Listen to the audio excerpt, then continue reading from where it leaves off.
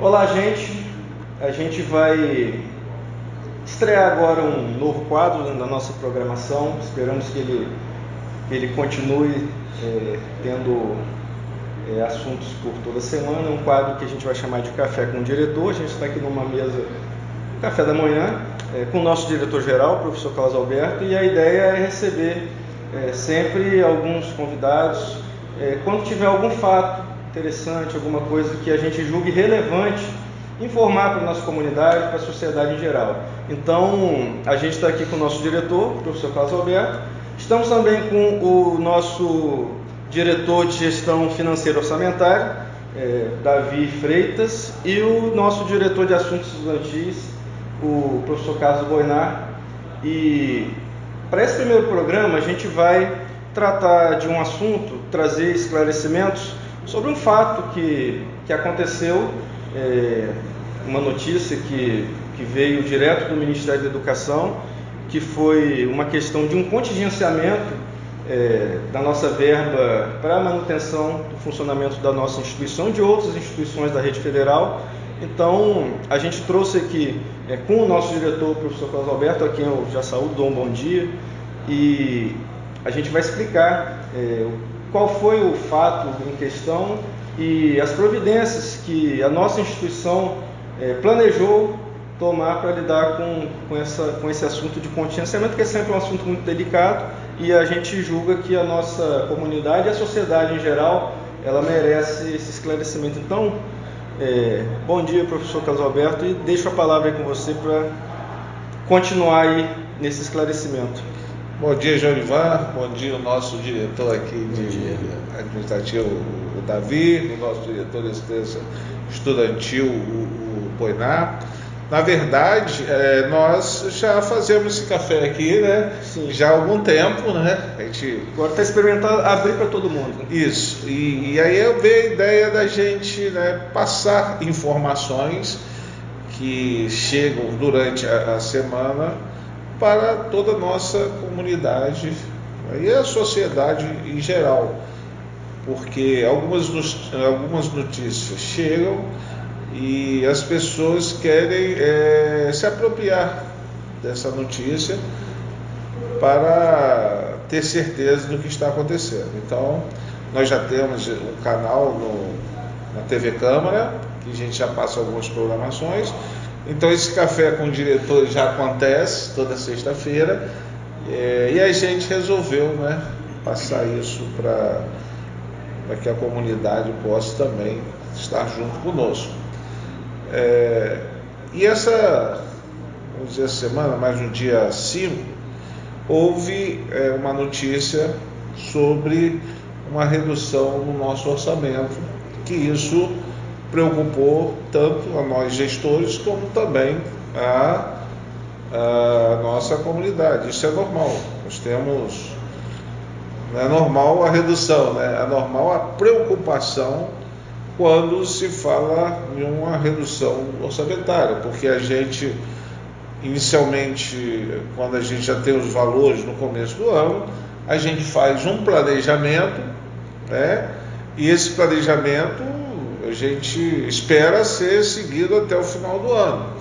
E quando chega-se no meio do caminho e nós temos que mudar esse planejamento, é muito complexo e preocupa a todos. Então, assim, para nisso eu gostaria que o nosso diretor aqui administrativo, Davi, pudesse falar, né, sobre o que vem acontecendo desde o começo do ano sobre o nosso orçamento. Olá, obrigado pela palavra. Bom dia aos colegas. Todo início de ano a gente já trabalha com o que está definido na Lei Orçamentária Anual. E a Lei Orçamentária Anual, a LOA de 2022, ela trazia para todo o Instituto um valor de 58,1 milhões, né, que foi onde todos os campos do Instituto fizeram o seu planejamento, assim como nós aqui no Campus Centro fizemos o nosso planejamento para todo ano, pagamento de contratos, pagamento de bolsas, funcionamento, né, compras para os laboratórios. E aí no início do primeiro semestre ainda a gente teve uma redução que trouxe uma redução para a gente de 4,6 milhões para todo o Instituto Federal Fluminense. E agora, no dia 5 de outubro, que passou agora, teve esse bloqueio no nosso limite orçamentário, que seria de mais 5,8%, né? Que seria um grande complicador para a gente conseguir fechar as contas para esse ano.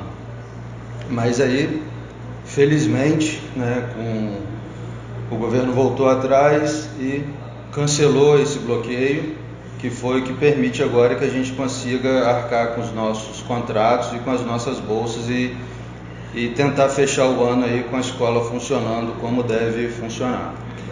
Então, Davi, da semana que houve esse pronunciamento, nós tivemos que pensar em um novo planejamento, né? E é bom deixar claro que esse novo planejamento, nós priorizamos algumas coisas. Eu gostaria que você pudesse falar isso. Sim. Nós priorizamos o pagamento da bolsa dos alunos, né?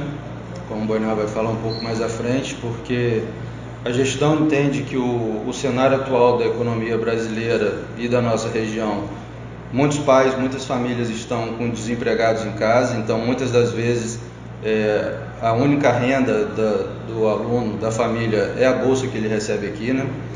Além disso, tem a preocupação em manter o aluno estudando ainda. Então, uma das preocupações nossas, das prioridades nossas, foi manter o pagamento dessa bolsa, foi manter a alimentação do aluno também. Importante.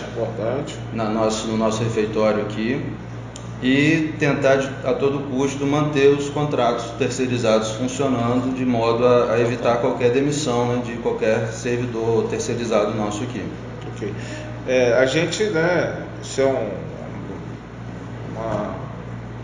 princípio nosso da gestão, priorizar sempre a questão das bolsas, da alimentação e dos contratos, para que a gente não deixe algumas pessoas desempregadas, né? A gente sabe que essas pessoas costumam ser sempre mais vulneráveis, né? Então a gente tem que priorizar. Exatamente. Esse apoio. Então a gente procura de alguma forma, como o Davi falou aqui, né, de alguma forma, planejar, cortar em algumas outras, né, em outros lugares, mas priorizar, né, sempre o aluno, as bolsas, a alimentação e também o emprego das pessoas. Ainda bem que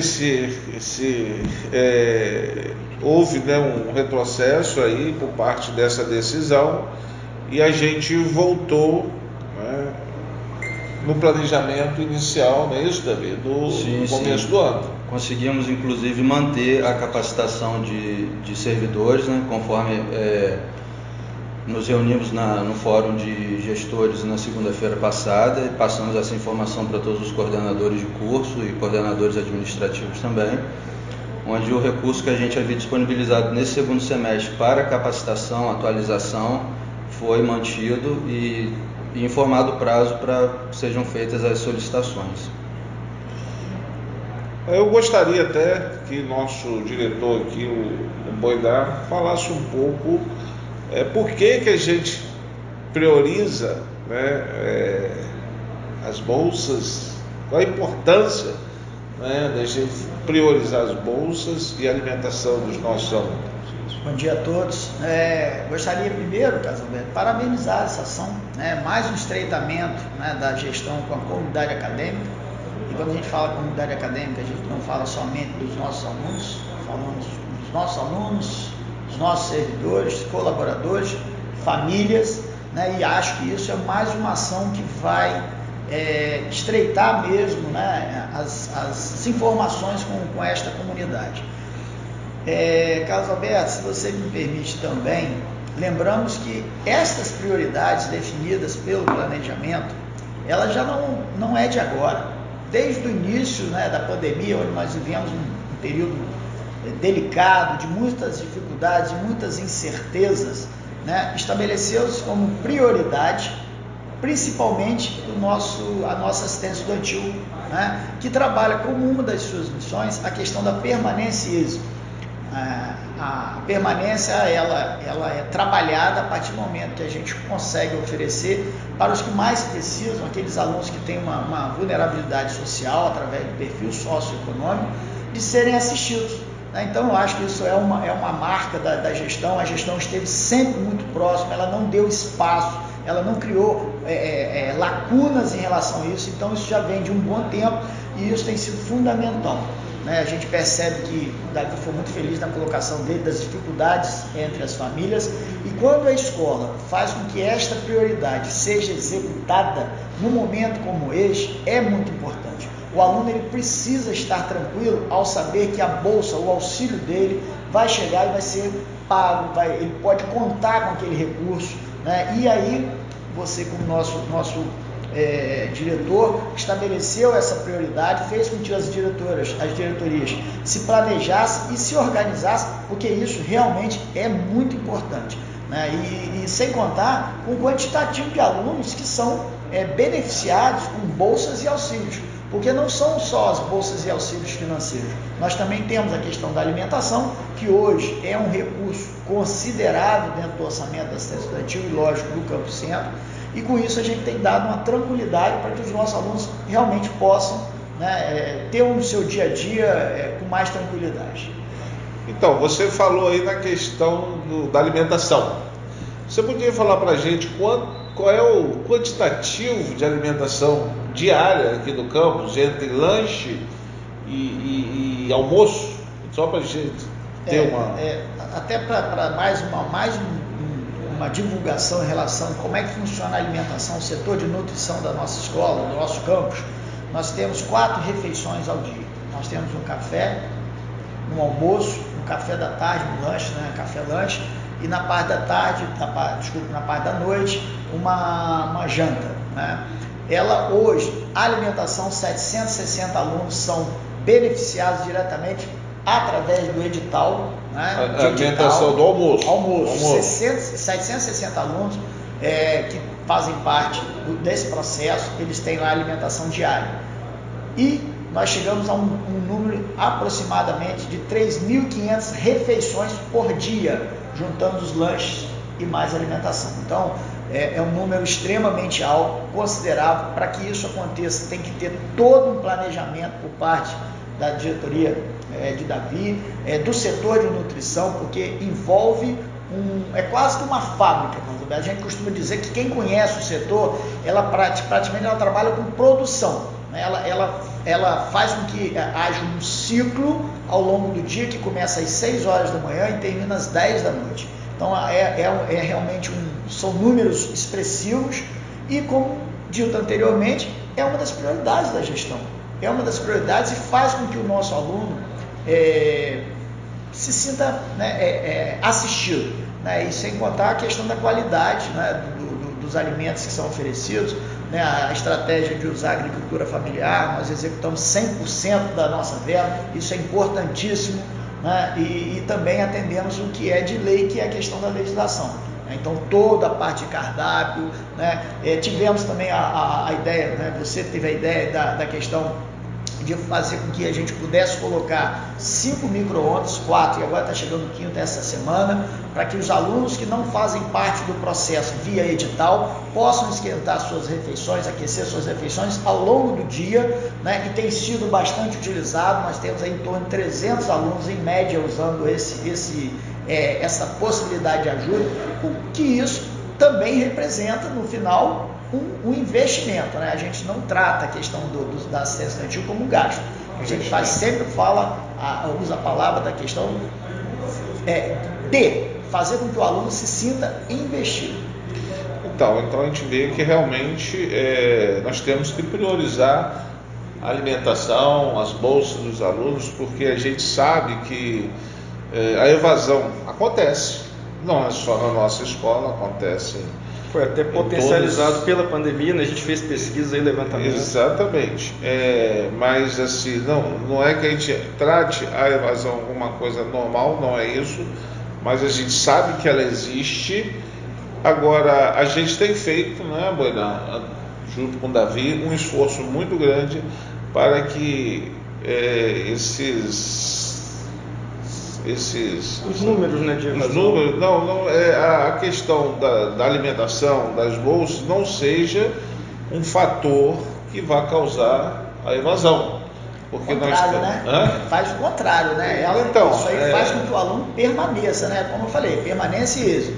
Ele precisa estar presente para que ele tenha êxito. Qual é o êxito? Que ele tenha o prolongamento do curso, que ele possa entrar, porque as pessoas falam assim, mas os alunos, eles têm dificuldade. Todos os alunos têm dificuldade, uns maior que outros. E é dever da escola, a partir do momento que ele se torna aluno, fazer o atendimento, a assistência, e é isso que a gente tem feito. Né? De uma forma bastante clara. E a gente sabe também que a evasão tem outros fatores, né? E que a gente agora tem que... E às vezes são fatores que a gente nem controla, né? Não depende da gente, de certos fatores. Enfim, mas o que a gente pode fazer, a questão, principalmente da bolsa de alimentação, claro, a gente pode fazer muito mais, mas tem que ter a pesquisa, tem que ter para ver quais são esses fatores. Mas a questão da evasão é uma coisa muito complexa. Carlos Alberto, olha só, a evasão, você falou uma palavra certa, a questão da complexidade. Nós temos no setor, né, profissionais de referência, que eu acho que nunca trabalharam tanto, sempre foram bastante atuantes, mas hoje elas não fazem somente o atendimento, né, do aluno que busca com as suas dificuldades, são rodas de conversa, reuniões com os professores, reunião com o aluno, e mais interessante é que o aluno está buscando, e também os servidores, eles entendem e percebem a dificuldade do aluno, porque isso também é permanência. Quando você trabalha essa rede, que na verdade se torna uma rede de proteção, o diretor percebe o encaminhamento do servidor, encaminha para o setor assiste, faz com que haja um atendimento não só dos nossos alunos, de uma forma geral, até mesmo os pais, porque eles em algum momento eles têm que ter esse pertencimento. Nós temos nossos alunos assistidos pelo NAP, que é um segmento extremamente importante, que também é uma das prioridades da gestão, né? E tivemos a notícia boa na semana passada, que nós vamos estar iniciando aí a reforma do espaço chamado Célula, onde nós vamos implantar o nosso laboratório de práticas pedagógicas inclusivas, né? Mais uma referência da nossa escola com este segmento, e aí no final é uma soma de profissionais, de setores que fazem com que essa permanência alcance o êxito, né? Então eu acho que isso fica bem claro a partir do momento que os nossos alunos, eles nos procuram, eles são encaminhados. Hoje, Carlos Alberto, uma coisa que a gente tem percebido é que os nossos servidores estão muito enganjados nessa situação. Eles estão percebendo as dificuldades dos alunos, estão nos encaminhando, que era uma dificuldade, né? Então acho que isso também tem nos ajudado muito e tem feito que essas diferenças sejam diminuídas. Então a gente chega à conclusão, né, que a questão orçamentária ela é muito importante, mas não é o único fator que a gente, né, tem que trabalhar para diminuir a questão da evasão e do êxito. Então, pessoal, assim, eu gostaria de fazer um registro sobre esta evolução da diminuição da nossa questão orçamentária. Estou fazendo aqui contextualização a partir de 2015. Então, de 2015 até 2022, que é a nossa 7 anos de orçamento. Houve aí uma redução em torno de 40% do orçamento. E é bom deixar registrado, né, que então, vamos registrar de 2015 até a data atual, nós tivemos uma redução de 40% da nossa. E o número de alunos não reduziu.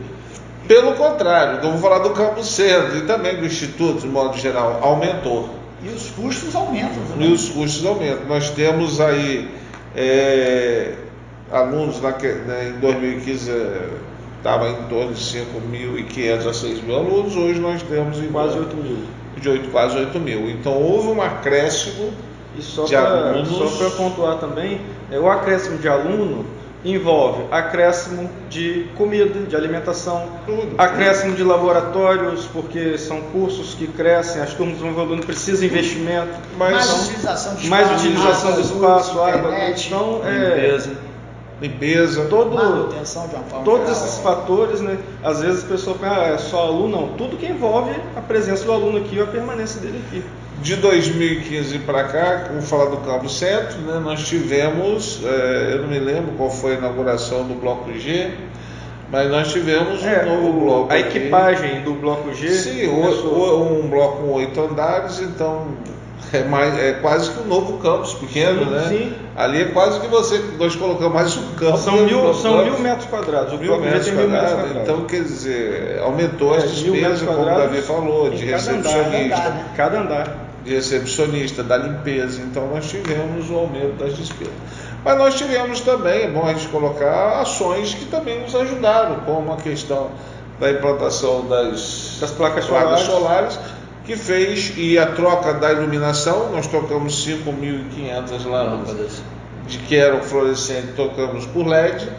Isso fez com que a nossa conta de luz, de 2015 para cá, que no normal teria que aumentar, né, Davi? Quando o valor teria que aumentar, porque nós inauguramos mais um bloco, colocamos, segundo o nosso diretor de infraestrutura, Robson, mais 250 ar-condicionados.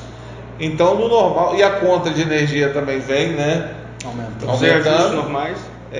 Então, no normal, seria a nossa conta de luz de 2015 para cá, ela aumentar. Pelo contrário, houve uma redução da conta de luz. Então, ações também, né? Por exemplo, da conta de luz, mas a água também.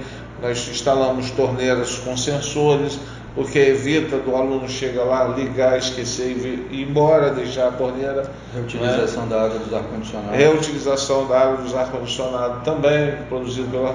Então, são ações que também nos ajudaram, né, a manter a escola, né, de certa forma, como está funcionando hoje.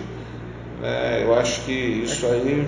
É aquela coisa, no orçamento diminui, a gestão tem que ter alguma habilidade para trabalhar com esses fatores. Um outro dado importante também que a gente deve lembrar, pode parecer mínimo, mas não é, que até um bom tempo atrás nós trabalhávamos durante 5 dias, e hoje são 6 dias. Tem os sábados letivos.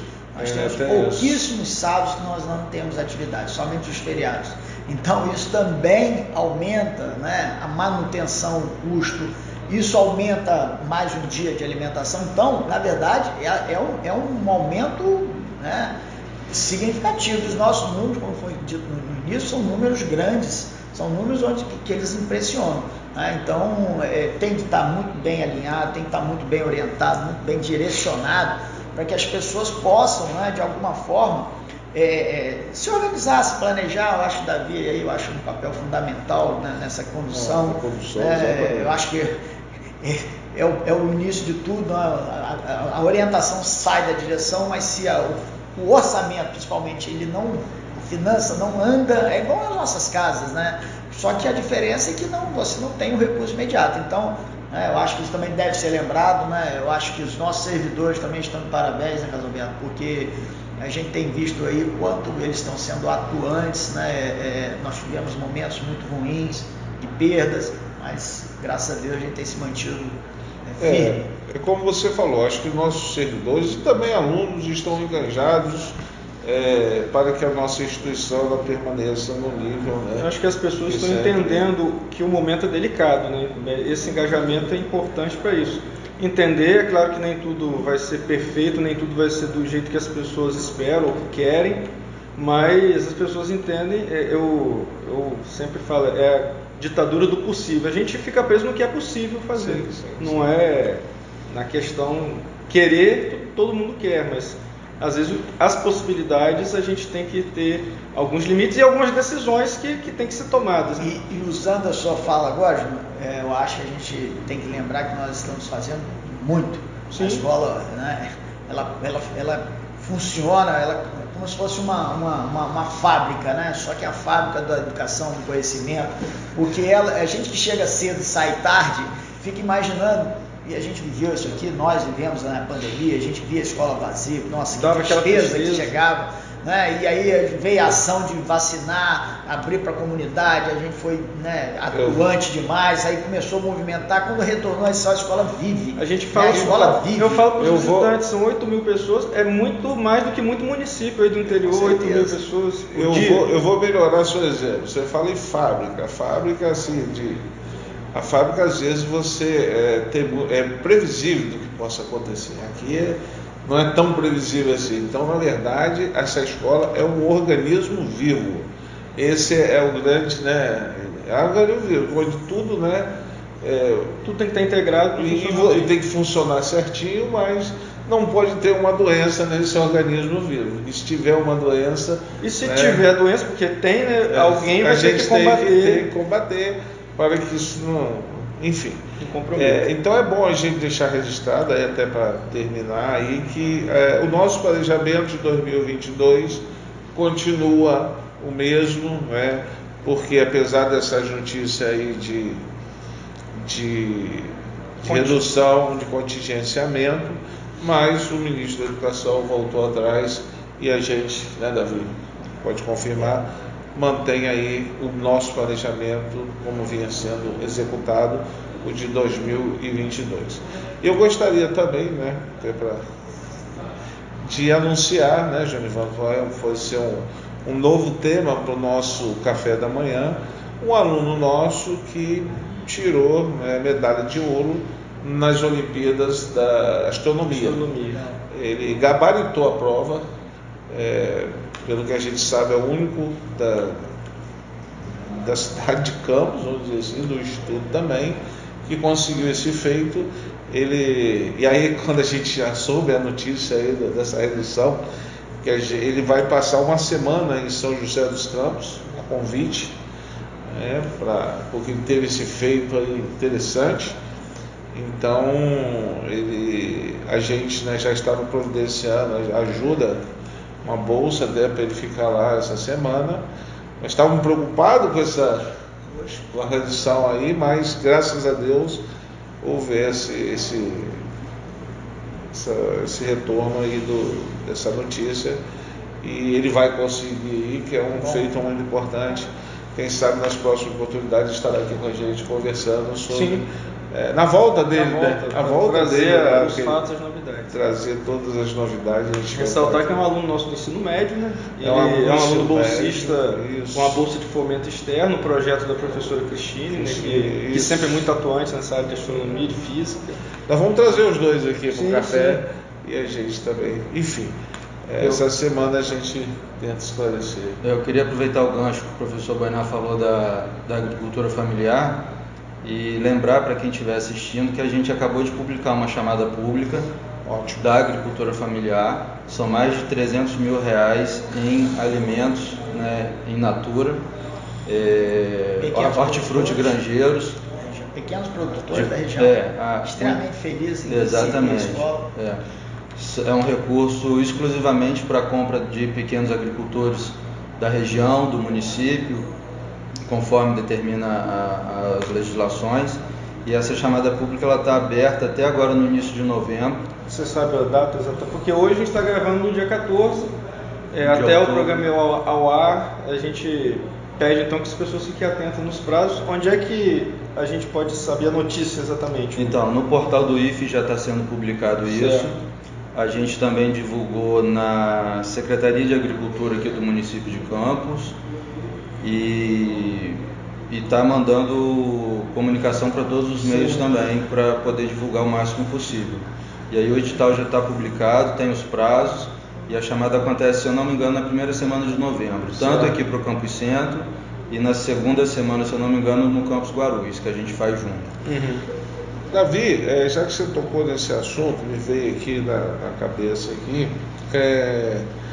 a partir de que ano que a gente passou a trabalhar com a agricultura familiar? Não sei, você lembra? 2018. 19, 100%. Começamos em 2018. Não, já tinha uma parte, né? E depois, eu acho que a complementação foi 2019, foi antes da pandemia, se não me engano. Foi antes da pandemia. 2 anos antes da pandemia a gente conseguiu já executar o 100%. Então, por que eu estou perguntando isso? Porque isso aí é mais uma ação que traz para a gente, né, com essas reduções do orçamento, que era uma coisa que a gente não utilizava, Sim, era uma verba governamental do PNAE, o Plano Nacional de Alimentação. E com a redução a gente começou a utilizar, e agora 100%, e você está trazendo esses valores para o Instituto ou só para o campo? Não, esse é o valor do Campo Centro. Em torno de 300 mil reais, que hoje a gente utiliza a agricultura familiar para complementar menos alunos. É uma verba que é carimbada para isso. Isso beneficia os produtores, né, que aderem a essa iniciativa. Que inclusive teve, né, muitas dificuldades, porque os próprios agricultores da agricultura familiar, eles não tinham essa movimentação, essa expertise de documentação, e nós trabalhamos nisso aí para que eles pudessem. Foi até uma capacitação, né, tipo uma espécie de capacitação para que as pessoas estivessem capacitadas a aderir a esse edital. Olha só, como é importante uma divulgação deles. Até fazer nota, houve um processo de instruir como se fazer, de buscar uma cooperativa para que eles se organizassem, para que eles possam. Porque também é o seguinte, isso gera a movimentação financeira na economia. Sim. Né? O governo local. Exatamente. Mais uma vez, são números. Sim, né? e é se mais você pega aí por dividir 300 mil em meses, olha é mais um ponto que ajuda a nossa instituição a cumprir a missão dela de alterar o entorno em que ela está inserida.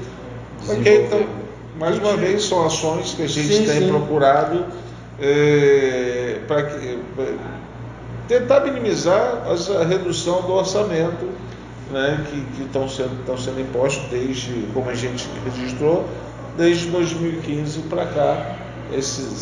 Essa redução vem acontecendo, e o Campo Centro, junto com o Instituto Federal, né, sempre procurando ações para minimizar essa redução. Tá bom? E aí, só para fechar, e o Campo Centro também procurando esclarecer a comunidade, que isso é importante para evitar qualquer disse-me-disse, qualquer coisa desviada. Eu acho uma coisa que a sua gestão, Carlos Alberto, sempre priorizou também, foi a questão da transparência e da informação.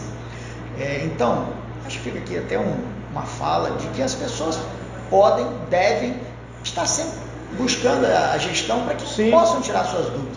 Porque é muito ruim, por exemplo, a gente ter que ficar respondendo, porque algumas falas, algumas notícias, elas são veiculadas. Não ouvi dizer, né? E aí complica muito. Você dá um exemplo simples sobre isso. Saiu no dia 5 de outubro, né?